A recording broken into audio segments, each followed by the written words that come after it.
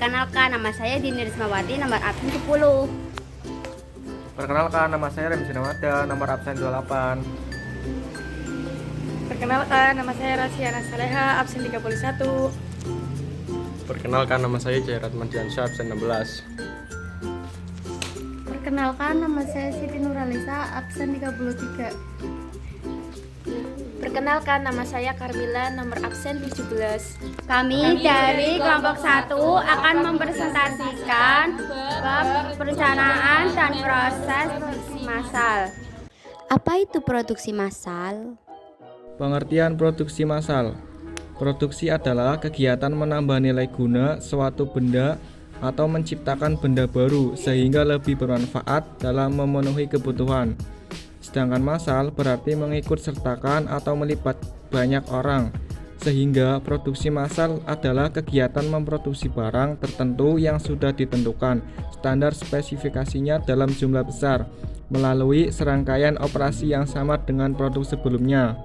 Ciri-ciri produksi massal antara lain sebagai berikut. 1. Produk yang dihasilkan dalam jumlah besar. 2. Biaya per unit rendah. 3. Bertujuan menguasai pasar. 4. Dijual di pasar bebas. 5. Hampir tidak ada variasi produk. 6. Harus ada stok untuk memenuhi kebutuhan saat masa tunggu. Kelebihan dan kekurangan produksi massal. Kelebihannya antara lain hemat biaya, efisiensi waktu, tingkat keakuratan tinggi, serta tingkat produksi cepat. Sedangkan kekurangannya adalah kegiatan produksi sangat kaku, kurang beragamnya variasi produk, biaya mesin mahal, dan tidak ada jaminan produk akan laris di pasaran. Perencanaan produksi massal. Yang pertama, pengertian perencanaan produksi. Perencanaan produksi merupakan suatu aktivitas yang dilakukan untuk menetapkan produk apa yang akan diproduksi, jumlah yang dibutuhkan, waktu berproduksi, dan waktu selesai produk diproduksi. Yang kedua, ruang lingkup perencanaan produksi. Menurut Sukarya Simulingga pada tahun 2013, perencanaan produksi meliputi kegiatan-kegiatan berikut. A. Mempersiapkan rencana produksi. B. Membuat jadwal penyelesaian produk. C. Merencanakan produksi dan pengadaan bahan dari luar. D. Menjadwalkan proses operasi tiap unit. Dan E. Menyampaikan jadwal pada pemesan. Yang ketiga, tujuan dan fungsi perencanaan produksi. Tujuan perencanaan produksi meliputi meminimalkan biaya serta memaksimalkan keuntungan, memaksimalkan kepuasan pelanggan, meminimalkan perubahan nilai produksi, meminimalkan perubahan tenaga kerja, serta memaksimalkan perlengkapan dan inventaris pabrik. Sedangkan fungsi dari perencanaan produksi adalah menjamin rencana produksi dan pemasaran produk, mengukur kapasitas produk yang konsisten terhadap rencana produksi, serta alat untuk memonitor hasil produksi. Yang keempat, unsur perencanaan produksi. A. Tujuan produksi. B. Pengukuran dan standar produksi. C. Perencanaan produksi fakta objektif. D. Perencanaan harus bisa diukur. 5. Jenis-jenis perencanaan produksi. A. Perencanaan jangka panjang atau long range planning. Perencanaan jangka panjang merupakan perencanaan produksi lebih dari 1 tahun bahkan hingga 5 tahun mendatang. B. Perencanaan jangka menengah medium range planning. Perencanaan jangka menengah merupakan perencanaan yang dibuat untuk kegiatan produksi selama 2-3 tahun mendatang. C. Perencanaan jangka pendek atau short range planning. Perencanaan jangka pendek merupakan penentuan kegiatan produksi yang akan dilakukan dalam jangka 1 tahun mendatang atau bahkan kurang dari 1 tahun. 6. Langkah-langkah perencanaan produksi. A. Penelitian dan pengembangan produk meliputi 1. Penelitian proses produksi. 2. Penelitian produk. B. Mencari gagasan dan seleksi produk meliputi 1. Mencari gagasan. 2. Menyeleksi produk. 3.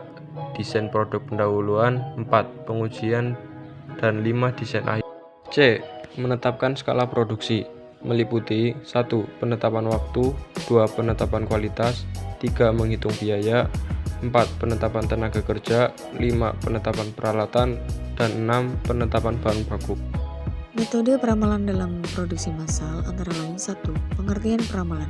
Peramalan adalah proses untuk memperkirakan berapa kebutuhan di masa datang meliputi kualitas, kuantitas, waktu, dan lokasi yang dibutuhkan. 2. Klasifikasi peramalan. Peramalan jangka panjang 2-10 tahun, peramalan jangka menengah 1-24 bulan, peramalan jangka pendek 1-5 minggu.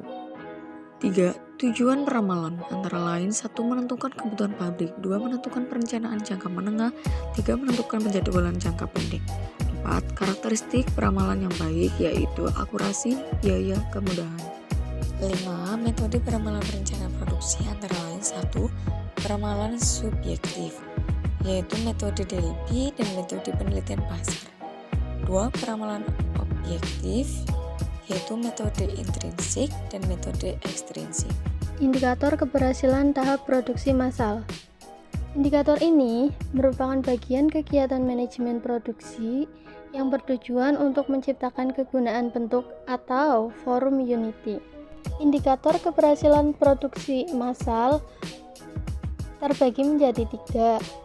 1. Keberhasilan manajemen produksi yang meliputi produktivitas, kapasitas, kecepatan pengiriman, kualitas produk, kecepatan proses, dan fleksibilitas. 2. Ukuran kinerja sistem produksi.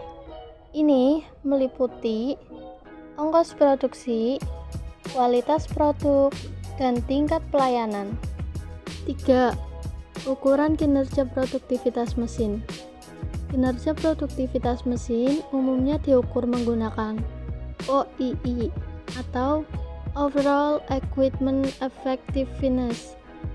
Sistem ini menggunakan 3 indikator, yaitu availability, performance, dan quality. Tahap pengukuran OEE meliputi 1. Memulai dari pengukuran manual, 2. Fokus pada kerugian, 3. Menetapkan target tambahan, 4. Memantau segala kendala, 5.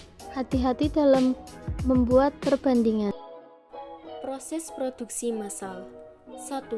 Pengertian proses produksi. Proses produksi adalah suatu cara atau metode untuk menambah kegunaan suatu barang dan jasa menggunakan faktor produksi yang ada agar lebih bermanfaat dalam memenuhi kebutuhan. 2. Jenis-jenis proses produksi. A. Berdasar wujud, proses produksi diantaranya 1. Kimiawi. Proses produksi yang menitik beratkan pada adanya proses analisis atau sintesis serta senyawa kimia. 2. Perubahan bentuk. Proses produksi yang pelaksanaan produksinya menitik beratkan pada perubahan masukan menjadi keluaran. 3. Assembling. Proses produksi yang dalam pelaksanaannya lebih menguntungkan pada proses penggabungan dari komponen-komponen produk dalam perusahaan yang bersangkutan. 4. Transportasi. Proses produksi yang menciptakan jasa atau pelayanan pemindahan tempat, baik berupa barang atau manusia.